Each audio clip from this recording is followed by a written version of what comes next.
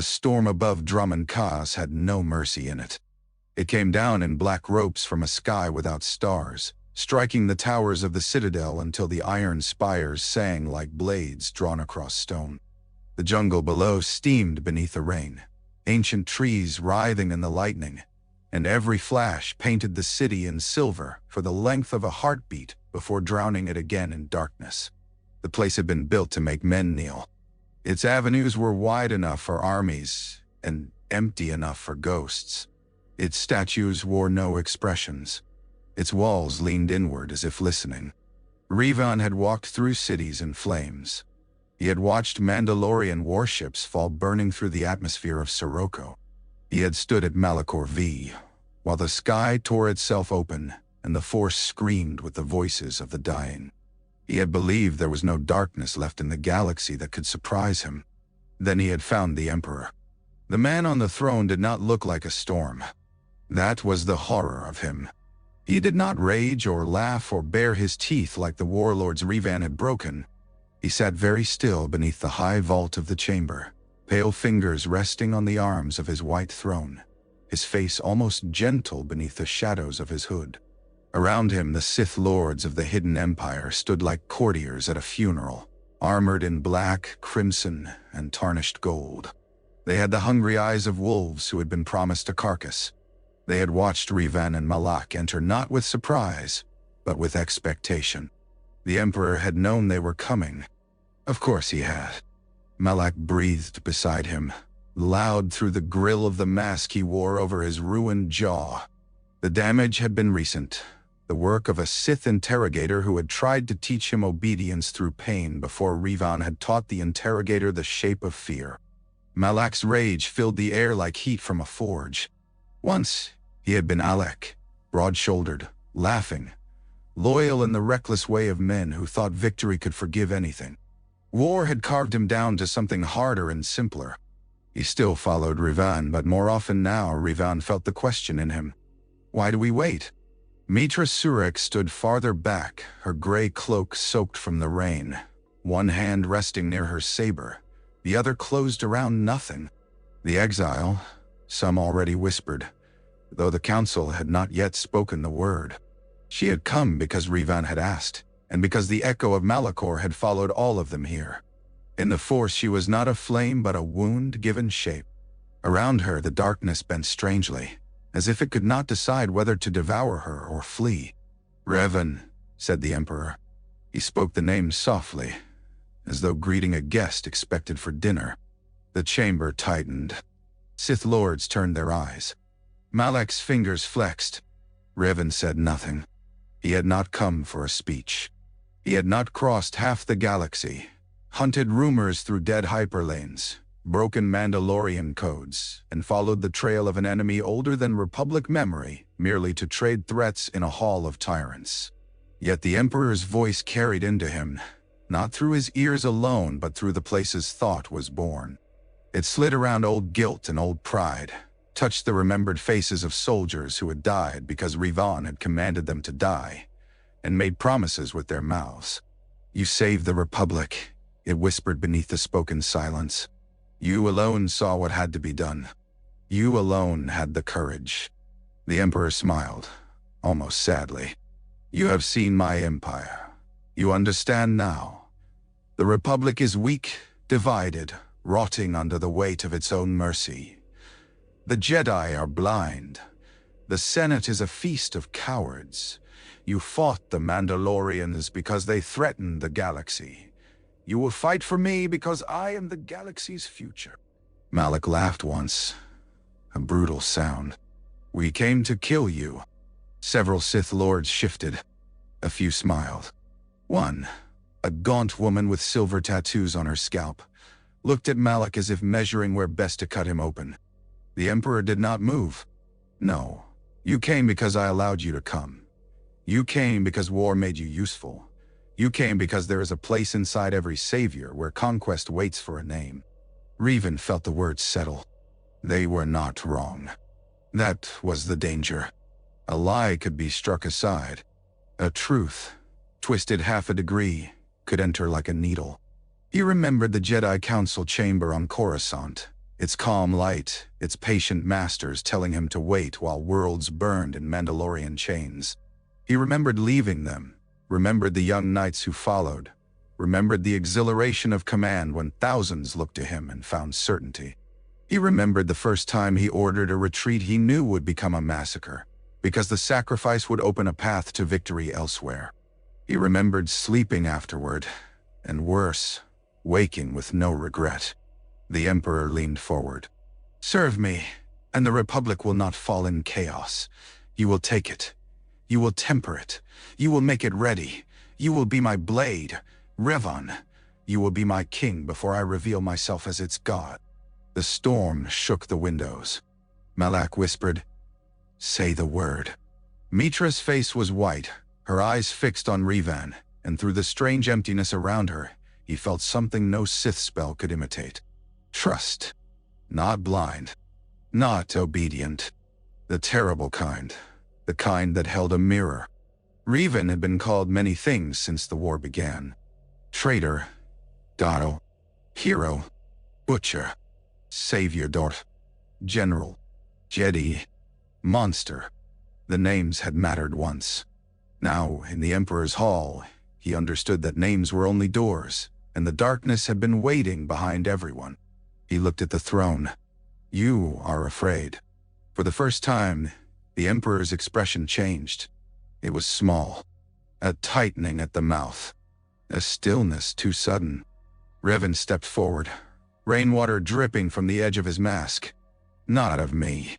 Not yet. You are afraid of the galaxy moving without your hand on its throat. You are afraid that life does not need you to give it meaning. You have hidden here so long that you have mistaken patience for destiny." Nay. The Sith lords watched with sharpened attention now. Some were offended. Some delighted. Sith courts love nothing so much as the moment before blood. The Emperor's eyes darkened into pits. "You mistake permission for defiance." The chamber vanished. Not from sight. From certainty. One moment Revan stood in the citadel. The next he stood on a field of ash beneath a red sun, surrounded by the corpses of every soldier he had ever commanded.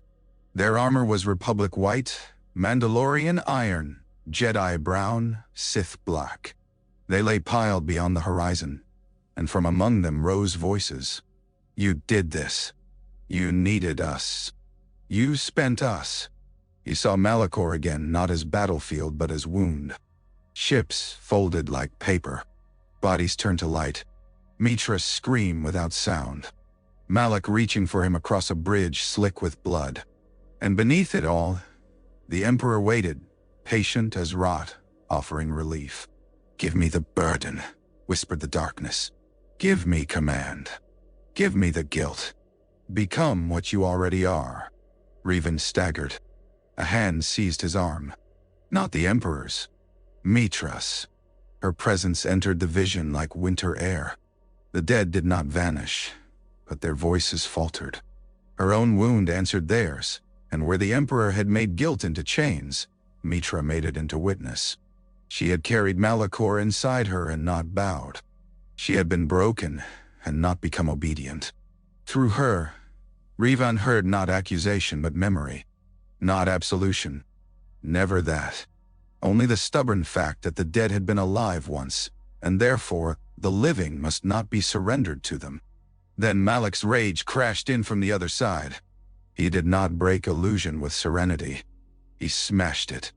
His fury at the Emperor, at himself, at every master who had ever dared claim the right to shape him, burned so hot that the dead field split underfoot. It was reckless, ugly, half-mad, and it saved them. The throne room returned. Revan was on one knee. Mitra beside him. Malak had drawn his saber, its red blades snarling in the dark. Around the hall, Sith lords had ignited weapons of their own, not yet attacking, waiting to see whether their god would bleed. The Emperor rose. The storm outside stopped. The sudden silence was worse than thunder. "You could have been eternal," he said. Revan stood slowly. "No one is." He drew his saber. Purple light spilled across the black stone. The Emperor lifted one hand, and the hall exploded. Stone shattered from the floor in jagged spears. Sith lords were thrown back like dolls. Braziers burst, fire roaring upward in red sheets. Malak charged through the ruin, bellowing, saber raised, and the Emperor struck him with lightning so dense it looked like a river of white veins. Malak slammed into a pillar hard enough to crack it, but he rose, laughing, smoke curling from his armor. Mitra moved without sound. She went low as the Emperor turned, her blue blade cutting toward the back of his knee. He did not look at her. The force folded around him and hurled her across the dais. She twisted in midair, struck stone, rolled, came up bleeding. Revan advanced. He did not rush. Speed would feed the Emperor's timing. Rage would feed his hunger. Fear would open doors. Revan walked through the storm of power as he had walked through war, seeing lines, costs, possibilities. Lightning struck his blade and crawled up his arms. Pain blossomed in his bones. He let it pass. The Emperors were pressed against his mind again, enormous, ancient, full of cities buried in sacrifice. Kneel. Revan took another step. Kneel. Another. The Emperor's face twisted. Kneel. Malak hit him from the side. It was not graceful. It was not Jedi. He crashed into the Emperor with all the force of a siege engine, shoulder first, saber hacking down in a blow meant to split a man from crown to spine. The Emperor caught the blade on a shield of pure will, and the impact burst outward, throwing cracks up the throne behind him. Mitra was there in the same breath, her saber flashing for the Emperor's heart. He turned the strike aside with 2 fingers, but it cost him attention, and Revan felt the first opening. Small. Less than a heartbeat. Enough. He threw his saber. The Emperor smiled, contemptuous, and tilted aside. The blade missed him. It struck the chain above the throne. The great iron chandelier, heavy with burning censers and Sith funeral bells, tore free from the vault and fell like judgment. The Emperor lifted his hand to stop it, and in that instant, Revan reached not for the falling iron, not for the blade spinning back to his grip, but for the throne beneath him. The white stone cracked. Ancient runes split. Power stored there for centuries screamed loose. The Emperor's eyes widened. Revan drove the shattered throne upward as Malak drove his saber down and Mitra thrust hers forward. 3 blades of will. 3 broken weapons. 3 survivors of a war that had already asked too much. The Emperor tried to become shadow. For one dreadful second he was everywhere in the chamber, his body dissolving into black smoke threaded with faces, each face screaming a different command. Sith lords fell to their knees. Some clawed out their own eyes. The windows burst inward and rain swept through the hall. Revan stepped into the smoke. He saw the Emperor then, not as God, not as ruler, but as hunger. A void wearing a man because men were easier to worship. It had eaten worlds in secret and called itself destiny. It had waited to swallow the Republic, the Jedi, the Sith, Revan, Malak, all of them, and leave only its own endless appetite. Revan seized that hunger with both hands. He did not do it alone. Mitra's wound open beside him and drank the Emperor's scream. Malak's rage pinned the shadow in place. Revan's will closed around the thing at the center and forced it to remember mortality. "My life is the Empire," the Emperor hissed. "Then your Empire dies with you," Revan said. He plunged his saber into the Emperor's chest. The blade went in purple and came out black. For a moment, nothing happened. Then the Sith Emperor screamed, and every light in Draman Khas went out. For 7 breaths after the Emperor died, no one in the chamber moved. The rain did. It came in through the broken windows and hissed on dying coals. It washed ash from the white throne. It ran in thin rivers through the seams of the black floor, carrying blood and soot and fragments of ancient bone toward the steps below the dais. Somewhere outside, alarms began to toll across Khas City, low and mournful. Not the frantic cry of invasion, but the ceremonial thunder reserved for the death of a ruler no one had believed could die. Revan stood with his blade still extended. The body at his feet was already collapsing in on itself.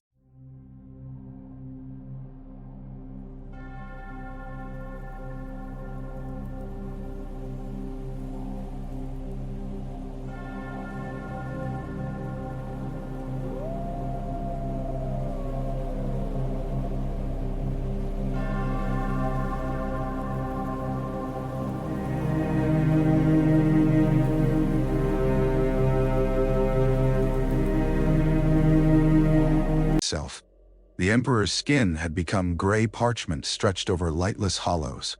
His eyes, which had moments ago contained age beyond history, were now merely eyes. Empty, human enough to be pitiful, if pity could survive what he had been. His mouth hung open as though surprised by the oldest truth in creation. Malak rose from one knee, armor smoking, breath harsh. "Is it done?" Mitra wiped blood from her chin and did not answer. Her gaze moved across the chamber, not to the corpse, but to the Sith Lords. That was where the next battle had already begun. There were 23 of them still alive. Revan counted without seeming to. 3 dead from the explosion of the throne. 2 mad, shaking on the floor and muttering in languages that had not been spoken outside tombs for 1,000 years. The rest stood in a broken half-circle, sabers lit, faces hidden or bare, each mind turning like a knife in the dark. Their god was dead. Therefore, the throne was empty. A huge man in bronze armor laughed first. It was a soft laugh, almost reverent. "The immortal bleeds." A woman with silver tattoos answered. "The immortal is Ash." Another Sith Lord, young by the look of him and terrified beneath the paint on his face, pointed his saber at Revan. "Kill them. Kill the outsiders now." No one obeyed. That was how Revan knew the Empire could be broken. A truly united enemy would have fallen on them in the moment of weakness. These Sith did not. They looked at Revan, at Malak, at Mitra, at the corpse, and beyond all of them to the throne. Their fear had lost its master and become calculation. Malak saw it too. "We should finish them." "We cannot," Mitra said. "We can try and die here," she replied, after giving them exactly what they need. Malak turned on her. "What they need?" "A martyr," Revan said. His voice cut through the chamber. Not loud. It did not need to be. The Sith Lords heard him, and because they heard no uncertainty, they listened despite themselves. "The Emperor is dead," Revan said. "You all felt it. His chains are broken. His voice is gone from your minds. You can fight us and spend your strength killing the 3 people who freed you. Or you can look at the one beside you and wonder how long before they kneel on that throne." "Hey, Emidshire." The bronze-armored man stopped laughing. Revan took one step down from the dais. Sabers lifted slightly. He ignored them. "Some of you will call yourselves Emperor before dawn. Some of you will die before sunrise. Your fleets will divide. Your armies will wait for orders from masters who suspect one another. Your governors will hoard grain, fuel, slaves, soldiers. Your assassins are already choosing employers. That is the empire you have now." The tattooed woman's eyes narrowed. "And you offer us what? Republic mercy?" "No." That surprised them more than a threat would have. Revan let the silence hold. "I offer you time to survive your freedom." Malak looked at him sharply. Mitra's expression did not change, but Revan felt the question in her. A Sith Lord in black robes stepped forward. His face was long, elegant, almost scholarly. "You presume to bargain from a weak position. I presume you know weakness when you see it." Revan pointed his blade at the Emperor's corpse. "There it lies." The insult landed. Not because they loved the Emperor, because they had feared him, and fear resented being named. Revan continued, "We leave this world. You let us. In exchange, I do not transmit what I know of your hidden roots, your shipyards, your succession rights, your slave depots, your academy worlds, and the names of every lord in this chamber to every rival you have, before I reach orbit. The scholarly Sith smiled. You could be lying. I could. You could be killed before speaking a word. Try. The bronze-armored man looked at the others. He killed the Emperor. With help, the young Sith snapped. With help, Malak said, grinning through pain. And here we stand, willing to help each other again. Lightning flickered in the broken ceiling. The chamber filled with a low, animal tension. Mitra moved closer to Revan and spoke quietly enough that only he and Malak could hear. This will not hold long. It only has to hold until we reach the ship. And after? Revan looked at the throne. Its white stone had split in 3 pieces, each one carved with runes that still pulsed faintly like dying embers. After, we go home. Malak's laugh was bitter. Home? The Council will call this corruption. The Senate will call it madness. Half our fleet thinks we vanished into Sith space chasing ghosts. The other half wants us arrested before we embarrass the Republic further. Then we return with a dead god's empire behind us, Revan said. That will comfort them. It should terrify them. The tattooed Sith lowered her saber first. Not in surrender. Never that. In calculation. One by one, others did the same. Not all. The young Sith kept his weapon high until the bronze-armored lord struck him across the face with the back of one gauntlet. The boy stumbled, spat blood, and lowered his saber with murder in his eyes. The scholarly Sith bowed with theatrical grace. Go then, slayer of emperors. Carry your warning to your bright republic. Tell them the dark is leaderless, not dead. Revan inclined his head. I will. And when we come? Revan's mask turned toward him. Come united, or do not come at all. They left the chamber walking backward for the first 20 paces, then turned only when the doors opened behind them. Beyond lay a corridor of black iron and red banners.